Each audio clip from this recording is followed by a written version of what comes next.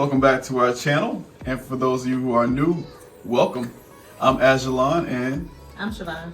This is how we met, and so we want to share our journey with you guys. Before we get into how we met, if you have not subscribed to our channel, go ahead and subscribe. I feel like it's been a long time since we've been able to make a video together. So you want to tell the story, or I'm gonna tell the story?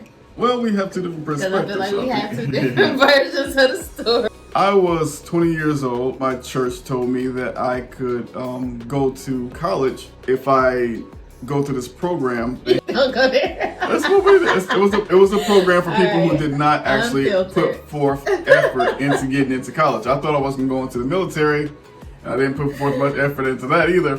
But I hate this version of this story. I kind of drifted around. It's true. It's true. It's true. I went to a program called Learning to Learn. It was the remedial class for college students. Don't do that. And Siobhan happened to be in the remedial class of college. See, this is why I hate this story. And she was 18, so she didn't have an excuse. I was not in the remedial class. I don't know how he remembers it or why he remembers it like that. What did you call it? What was the name of the class? So, what was the name of the class? On my end, I was not motivated to go to college, but this program came to our school and they're like, look, everybody that basically applies is going to get accepted. So since I hadn't applied anywhere, I'm like, cool. That was such a lazy student. So I had actually applied and they accepted me, so I went there. And so lo and behold, they had us in this class called Learning to Learn. So basically he calls it a remedial class because it's teaching you. It is. It's teaching you how to learn. Unfortunately, it didn't do either one of us very much good because we actually didn't graduate. That's sad. Because we didn't learn to learn.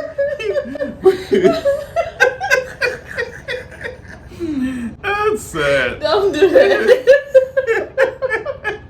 You know, I was a little older, but I saw Siobhan, and she always stood out to me because she was more mature than the rest of the girls. To me, she sat in front of me. She was actually kind of quiet at the time. She kept to herself, but she knew everybody, so she was quiet but social. I don't know how he perceived me as mature, but he has discernment or something. He kept your dirt on the low, so that was. I think he has discernment. He was seeing the future me, and he didn't know.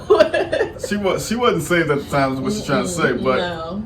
She kept her dirt on the low. I can't talk about knowing her without talking about her cousin, because her cousin was at the same, was at the college with her. I would say Siobhan and her cousin she was in my orbit because knowing her cousin. And then finding out that she worked at the mall, which is a store that me and my cousin, we used to go to all the time. Not buying anything, but we used to go to all the time. Looking for girls. I remember the day that I actually started to be really, really attracted to Siobhan. She was working at the mall, and I came up to her store and we were talking.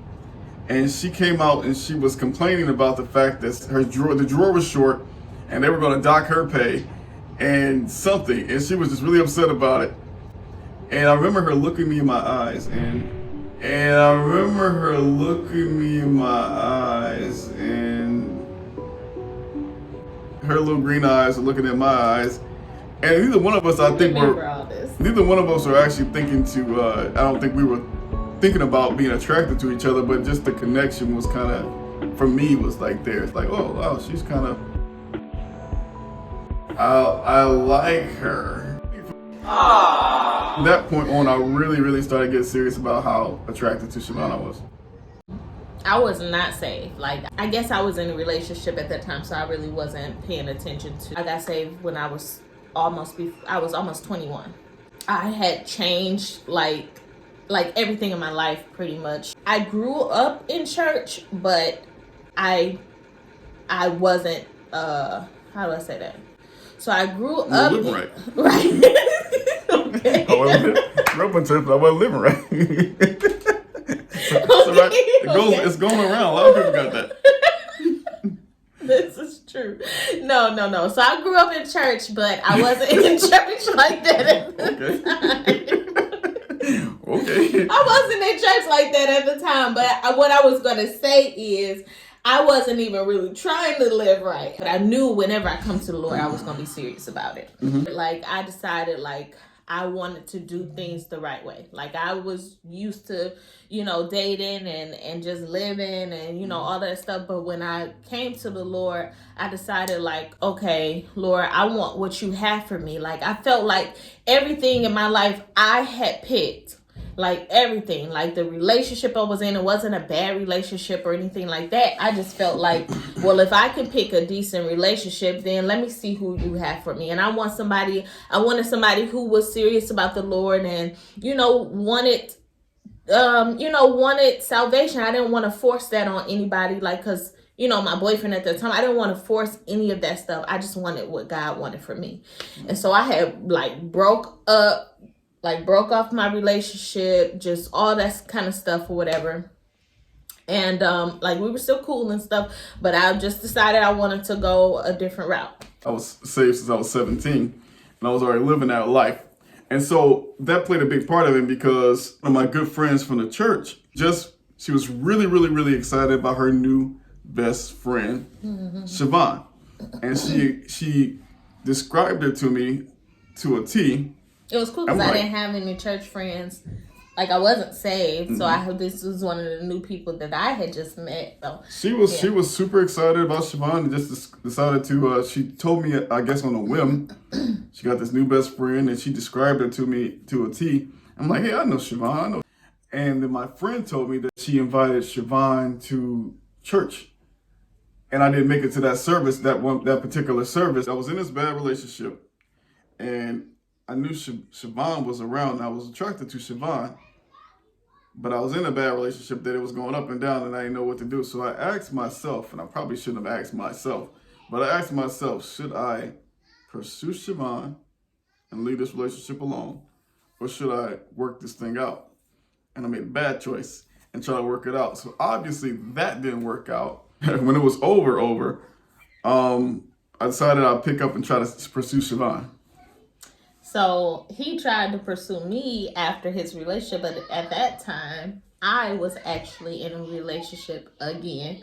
I had been single for, I think, some years, and then I had gotten in another relationship, and at this time, I had actually gotten engaged. So I was on my way to be married, so I thought. From my end, I didn't know about the relationship, and it wouldn't have mattered, no way. But okay, no, it's funny. No, that's just a joke. I didn't know she was in a relationship, and I thought I would go basically find her. I became aware through our friend that she worked at the Old Navy, and I just started this job, and I thought she was working at the Old Navy out in one city, and so I would go up there. I would go up there and see. He was stalking me. Anyway, I could never find her at the job, so I just never. Well, she apparently didn't work there. she worked at the other location. I didn't know that, but I was looking for her in particular. Like, even though I was single and I was ready to date, and I mean, we're talking about the course of some years. And I wasn't stalking her for years. I was looking for her for years, but for a time I was looking for her because I knew exactly what I wanted. And it's a funny story because I was really adamant about you for a good little while. And then I asked my friend about you, and she said, well, she just focused on her, getting married right now. So I didn't know you were even engaged at that time. And it's like, oh, okay. Well, then I dropped all pursuit, basically, because it was a done deal. She was supposed to be getting married. I was supposed to be getting married. Right. So, that didn't work out. I don't know how I said. That didn't work. So actually, after I was not engaged anymore, I kind of was devastated. Like, I went through just this little period of just not understanding why it didn't work out, whatever. But I think you also were single for a long time. So at that point, So at that point, like really, I was just really in pursuit of God. Like I just got back to my ground with God, and it was just me and Jesus, and we was just enjoying each other's company for a few years, for a few good years. Like I wasn't even interested in dating. Like I really wasn't. I was just like, Lord, I never want to go through anything like this again. For me, in that time period that she was going through that, I was living my worst life at that time. You know, I was trying to get some things together. As far as, up here. Trying to get I'm trying to get some things together. I would say in the fall of the year before, I remember in the early parts of the fall, I told the Lord I just didn't want to live like this anymore. I didn't want to do it no more. And, I was sincere about it. And I was always sincere about it, but it's just at this, this is my last quit. I think the next spring is when we connected again. So what happened is I'll take that part of the story. Same friend it's just crazy how life works, right? But that was crazy. What? 7 years? Yeah, it was literally 7 years after we had met at Wayne State. So things kind of came full circle. So literally 7 years after we had met at Wayne State, the mutual friend that knew us both, she invited me to her church again. But this time, I was doing praise dance. And so they were having an event, and so she had invited me to come dance at the church. Yep. Now I was over the CDs at the time to do the music, and so Siobhan came up and she gave me the CD to dance and all that. And for some reason, I never really look at people when they dance anyway. I don't be paying attention. But she gave me the CD. Now the thing about this is, and I need to let you know this part. I didn't recognize Siobhan. Why? Here you go. I did not recognize Siobhan. I did not recognize Siobhan because when she was in college, and when I know her, she was You better use the right words. You better use the right words. Husky. Husky. You didn't change it from chubby to husky. That's just offensive. I mean, she had more weight on her back, a lot more weight on her. I was you look different. She was all that weight. She was like a young girl. No, in college, yes, I was bigger than I was when we met 7 years later. A whole lot different. Don't person. say I mean, like a different person to me. But I was over there doing the CDs, and the Holy Spirit said, I think it's in college. This is the thing. I have to get this disclaimer because I hate this part of the story because he always tried to make it seem like I was just so big. I didn't say he was that big. But the way you make it sound was like I was that big. I was at a heavier size when I was in college. That was not. I mean, I thought she was beautiful. I'm not good with faces personally. I'm not good with faces, so she lost a lot of weight, and so she gave me the CD and everything. She went up there to dance, and I was like I said, I put my head down and I turn the music on, and people dance and whatever, and I'm just managing the music. And then the Holy Spirit said, "That's Siobhan, right?" And I looked at her oh, that's Siobhan, and she was so different to me at this time because she was more vocal. That just made me almost want to cry because you think about the Holy Goddess. She was actually more vocal and about. I know she had got up to before she danced. She got up to the mic and she said something about how she loved God or something like that. I mean, you did, and I'm like, she seemed so much more different. She was always so quiet back in the day, but she was vocal about her faith, and I was so impressed. I was like, oh, that's Siobhan, cool, this is, and I knew from then on it was over. It was over. It was a wrap. That was a wrap. I'm gonna the line I put on you. Now, really? When she was done, I'll tell you how I got you. Now, when she was done doing her thing. I gotta give them back their CDs, right? So she went back to the back of the church. I slithered all the way back to the back of the church. And, I said, "No, it's not." I went to the back of the church to give her CD. You know what I said? "Hey, remember me?" Oh, really? I had her. That was it. It was a done deal. Them green eyes like. No. It was over. Okay. So what really happened is that was what happened. That was kind of what happened. All right.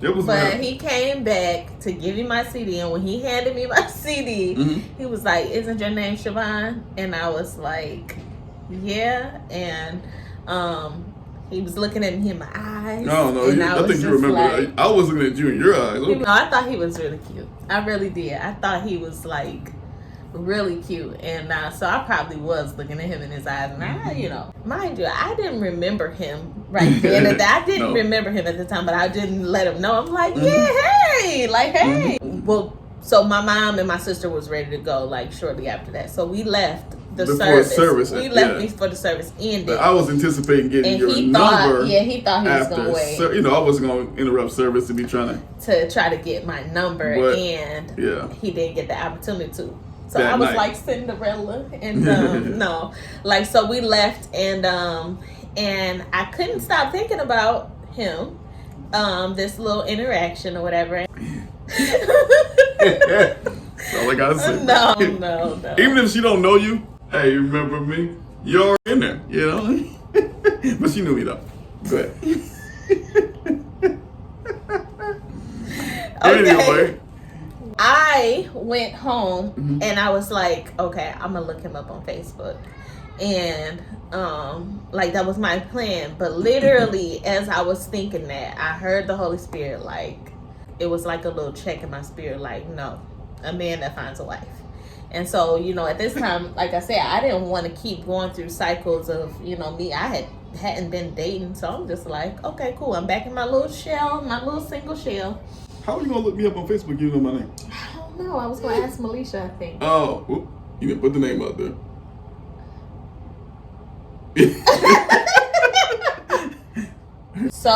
So from me on my end, I had to make space in my life, like to like, this is where I'm going. I wasn't able to get a number that night through my from her directly. So obviously the next move for me was to go through my friend and get her phone number and just gently see what things are, what to do. The problem came in with my friend. It took about, I didn't want to get her number and just call her directly. I thought that would be kind of forward, and I already had the end. I didn't need to kind of be that forceful. I kind of wanted to be a little more gentle with it. How is it that you think you had me like that? Oh, I knew I had you. It was the. I did. I will say, I did give him a indicator, like the first one, and it was 2 indicators. Yeah. If you're interested, I would be interested. I made sure that he was aware of that in a godly way. I did. I did. It was the first indicator was when I came to give you a CD, but the second indicator is when you're leaving out, and we locked eyes like, yeah, I'm watching you. You watching me and I'm watching you. Yeah. Week by week, I was asking her to get your number, or rather to hook things up, and she's like, oh no, she's just so busy. Like, it was like every week I'd be like, hey, every week it was like, every week I was asking, like, so what's up? Meanwhile, I'm telling my brothers all about her. Like, I remember talking to my brothers. I'm like, yeah, that's the direction I'm going in. It's this girl named Siobhan. That's it for me. I'm gonna find, that I had to make some other space in my life and get rid of some things and get things. I have to get my life prepared for what needed to. It would be kind of awkward to do it after we start talking, but I was getting it prepared beforehand, like making sure everything was square. Wow.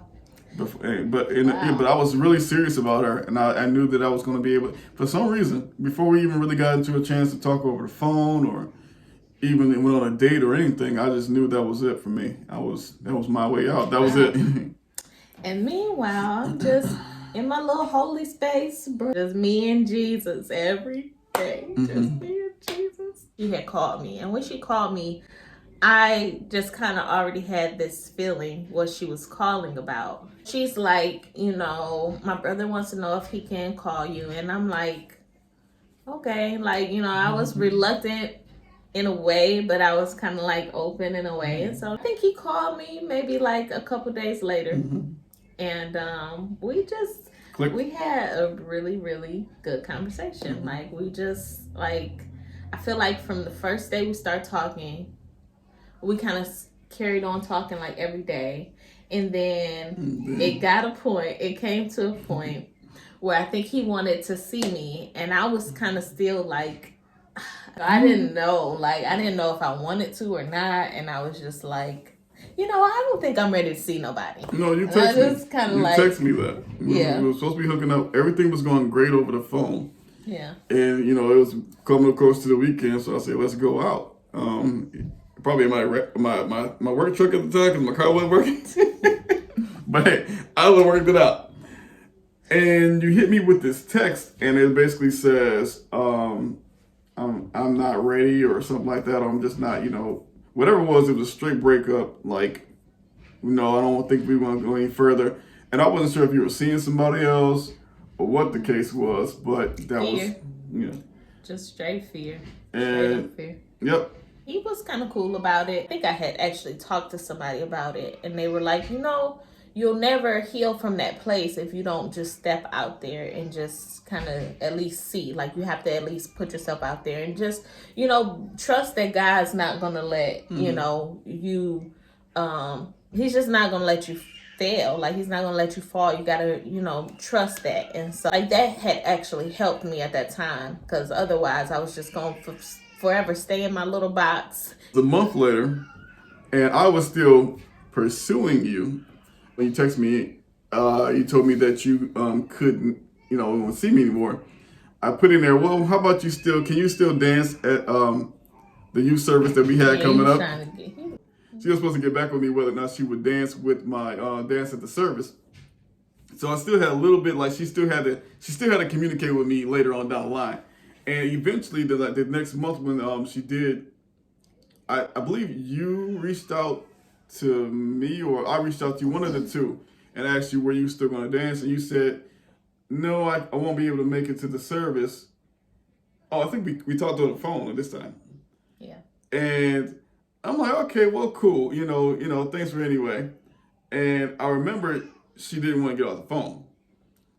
She wouldn't, like, she was definitely like, I'm like, all right, well, that was cool, but she just kept on. I can't come dance, but I do want to talk. I didn't know what, because I didn't really know what was in her head at the time, but I let it play out. So yeah, I was interested at that point, and so we kind of talked on the phone like every night. And we'd fall asleep on the phone, like all of the good, little stuff that you do. So then we finally had our first date, which I would not consider it was an actual date. I don't know what she did. No, we're gonna leave it at that for this time, because we have some other things that we're gonna share, because this concludes how we met. We hope that you guys have enjoyed our little story. We hope to see you guys next time. All right.